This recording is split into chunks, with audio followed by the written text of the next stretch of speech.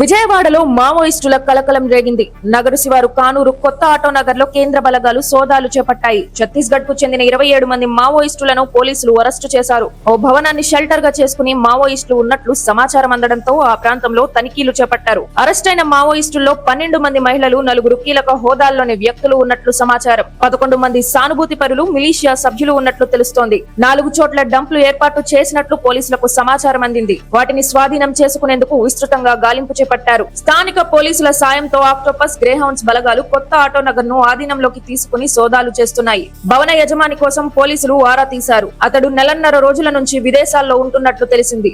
10 రోజుల క్రితం ఈ ప్రాంతానికి మావోయిస్టులు వచ్చినట్లు అనుమానం వ్యక్తం చేస్తున్నారు. కూలి పనుల కోసం వచ్చామంటూ అద్దెకు ఉంటామని మావోయిస్టులు ఈ భవనంలోకి ప్రవేశించినట్లు తెలుస్తోంది. ఈ మేరకు వాచ్మెన్ ను అదుపులోకి తీసుకుని పోలీసులు ఆరా తీస్తున్నారు. విజయవాడ ఆటో నగర్ లో మావోయిస్టులు ఉన్నారన్న సమాచారంతో ఇంటెలిజెన్స్, ఆక్టోపస్ బృందాలు జాయింట్ ఆపరేషన్ చేపట్టినట్లు కృష్ణా జిల్లా ఎస్పీ విద్యాసాగర్ నాయుడు తెలిపారు. ఖచ్చితమైన సమాచారంతో సోదాలు చేశామన్నారు. విజయవాడతో పాటు రాష్ట్ర వ్యాప్తంగా పలు చోట్ల సోదాలు నిర్వహించామన్నారు. మావోయిస్టులకు సంబంధించి 5 జిల్లాల్లో ఆపరేషన్ జరుగుతోందని చెప్పారు.